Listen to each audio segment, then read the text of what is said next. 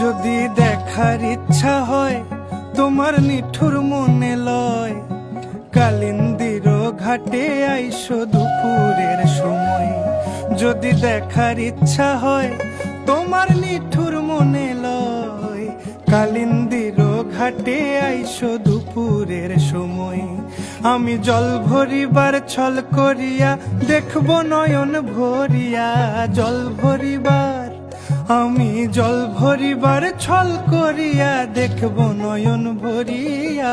দেখো আসিয়া আমার বন্ধু চিকন কালিয়া, দেখো আসিয়া আমার বন্ধু চিকন কালিয়া, দেখো আসিয়া।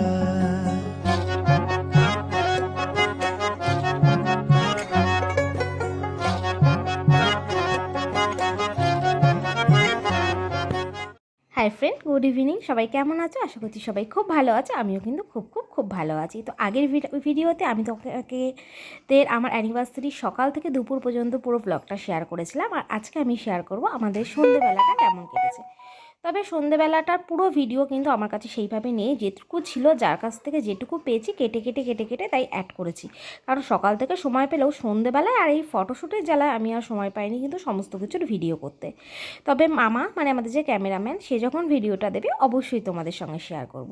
তো কিছুক্ষণ আগে তো দেখলেই যে আমি পুরো রেডি হয়েছি। আমাকে কেমন লাগছে অবশ্যই জানিও, আর শুধু আমাকে না, তোমাদের দাদাভাইকেও কেমন লাগছে অবশ্যই কিন্তু জানিও। আর এই লাল বেনারসিটা আমি স্পেশালি নিয়েছি আমার অ্যানিভার্সারির জন্য।